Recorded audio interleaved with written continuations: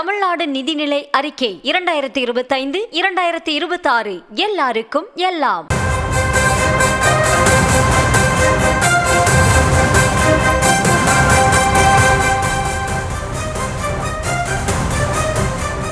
சென்னை எழும்பூரில் உள்ள டாஸ்மாக் தலைமை அலுவலகத்தில் போலீசார் குவிக்கப்பட்டிருக்கின்றனர். அது குறித்த அண்மை செய்தியை பார்த்து வருகிறோம். பாஜகவினர் டாஸ்மாக் தலைமை அலுவலகத்தை முற்றுகையிடுவதாக அறிவித்துள்ள நிலையில் டாஸ்மாக் தலைமை அலுவலகத்தில் போலீசார் தற்போது குவிக்கப்பட்டிருக்கின்றனர். கூடுதல் விவரங்களோடு இணைகிறார் செய்தியாளர் முரளி. வணக்கம் முரளி. பாதுகாப்பு பணியில் எத்தனை போலீசார் அங்கு ஈடுபட்டு இருக்கின்றனர்? என்னென்ன மாதிரியான ஏற்பாடுகள் அங்கு செய்யப்பட்டிருக்கு? விவரங்கள். வணக்கம்.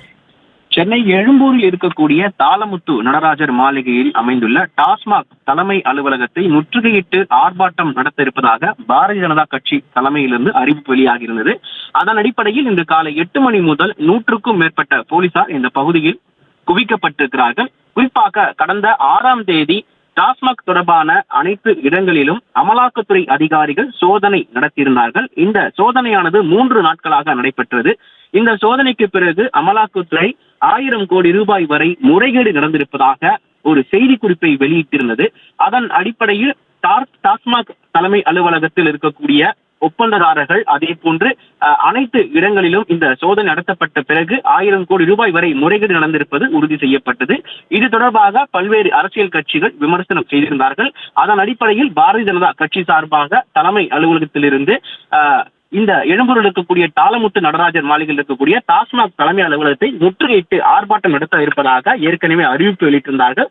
அதன் அடிப்படையில் தற்பொழுது காவல்துறை கூடுதல் ஆணையர் அதே போன்று இணை ஆணையர் துணை ஆணையர் என உட்பட 100க்கும் மேற்பட்ட போலீசார் இந்த பகுதி சுற்று வட்டாரம் முழுவதுமாக குவிக்கப்பட்டிருக்கிறார்கள். குறிப்பாக 360 டிகிரி சுழலக்கூடிய கண்காணிப்பு கேமரா வாகனமும் இந்த இடத்தில் போடப்பட்டிருக்கிறது.